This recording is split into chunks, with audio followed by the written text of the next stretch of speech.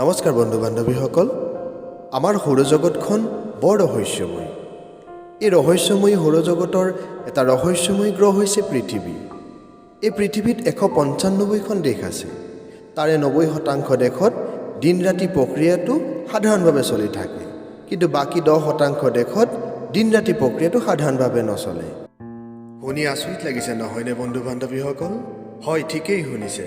পৃথিৱীত এনেকুৱা 6খন ঠাই আছে য'ত দিন ৰাতি প্ৰক্ৰিয়াটো স্বাভাৱিকভাৱে চলি নাথাকে। আহকচোন আজি এই ভিডিঅ'টোৰ যোগেদি সেই 6খন ঠাইৰ বিষয়ে কিছু কথা পাতোঁ আৰু ইয়াৰ বৈজ্ঞানিক কাৰণসমূহ জানিবলৈ চেষ্টা কৰোঁ। প্ৰথমখন দেশ ফিনলেণ্ড। এই ফিনলেণ্ডত 1000ৰো অধিক ঝৰ্ণা পোৱা যায়। সেইবাবে এই দেশখনক ঝৰ্ণা দেশ বুলিও কোৱা হয়। এই দেশত 73 দিনলৈকে সূৰ্য অস্ত নাযায়। গৰমৰ দিনত এই দেশলৈ বহুতো পৰ্যটক ফুৰিবলৈ আহে। দ্বিতীয়খন দেশ হৈছে আইচলেণ্ড। আটাইতকৈ কম জনসংখ্যাৰ দেশ বুলি পৰিচিত আইচলেণ্ড হৈছে ইউৰোপৰ উত্তৰ প্ৰান্তত অৱস্থিত এখন সৰু দেশ। ইয়াত 10 মে'ৰ পৰা জুলাই মাহৰ শেষলৈকে সূৰ্য অস্ত নহয়। এই দেশত মস্কিটো বা মহো পোৱা নাযায়। তৃতীয়খন দেশ হ'ল কানাডা। এই দেশৰ প্ৰায়বোৰ ঠাই বৰফেৰে ঢাক খাই থাকে। ডাঙৰ দেশবোৰৰ ভিতৰত কানাডা এখন।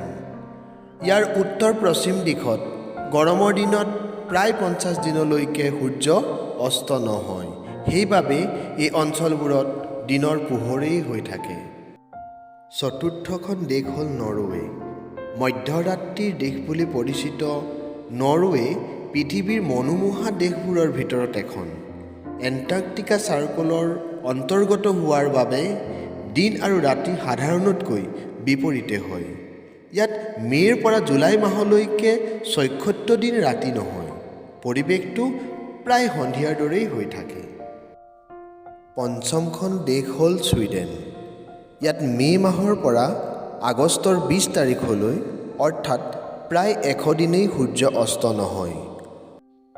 ষষ্ঠখন দেশ হ'ল আলাস্কা। আলাস্কা আমেৰিকাৰ আটাইতকৈ ডাঙৰ ৰাজ্য। আলাস্কাক গ্লেছিয়াৰৰ ৰাজ্য বুলিও কোৱা হয়। ইয়াৰ বেছিভাগ অঞ্চলেই বৰফেৰে আৱৰা। মে' মাহৰ শেষৰ পৰা আগষ্ট মাহলৈকে সূৰ্য অস্ত নহয়। মধ্যৰাতি বেলি মাৰ যায় যদিও ইয়াত সম্পূৰ্ণ আন্ধাৰ নহয় আৰু পুৱা 4:30 বজাতেই পুনৰ সূৰ্য উদয় হয়। বন্ধু বান্ধৱীসকল, আপোনালোকে সকলোৱেই ঠাইকেইখনৰ নাম গম পালে। আহকচোন এতিয়া আমি কাৰণসমূহ জানিবলৈ চেষ্টা কৰোঁ।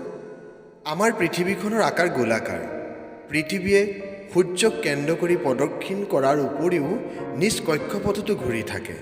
ফলত পৃথিৱীৰ আধা অংশত সূৰ্যৰ ৰশ্মি অবিৰতভাৱেই পৰি থাকে। কিন্তু এটা কথা যে পৃথিৱীখন নিজ কক্ষপথত সম্পূৰ্ণ চিধা হৈ নাথাকে। ই 23.5 ডিগ্ৰী নিজ কক্ষপথত হেলনীয়া হৈ থাকে। পৃথিৱীয়ে নিজ কক্ষপথত ঘূৰি থাকে যদিও উত্তৰ মেৰুৰ স্থান সলনি নহয়। ই একে ঠাইতেই ঘূৰি থাকে। ফলস্বৰূপে পৃথিৱীৰ উত্তৰ মেৰুৰ এই 6খন দেশত সূৰ্যৰ ৰশ্মি অনবৰতেই পৰি থাকে। সেইবাবে এই দেশবোৰত একেৰাহে দিন হয়, আনহাতে পৃথিৱীৰ আনটো মূৰত একেৰাহে বহুদিন সূৰ্যৰ ৰশ্মি নপৰে বাবেই এই ঠাইখিনিত ৰাতি হৈয়ে থাকে। বন্ধু বান্ধৱীসকল, এই ঠাইকেইখনৰ দিন ৰাতিৰ ব্যতিক্ৰমী চক্ৰটোৰ কথা জানিবলৈ পাই আপোনালোক যথেষ্ট উপকৃত হ'ল বুলি ভাবিছোঁ। আগলৈ এনেকুৱা ভিডিঅ' পাবৰ বাবে আমাৰ চেনেলটো ছাবস্ক্ৰাইব কৰিব, লগতে ভিডিঅ'টো শ্বেয়াৰ, লাইক কৰি দিব। ধন্যবাদ।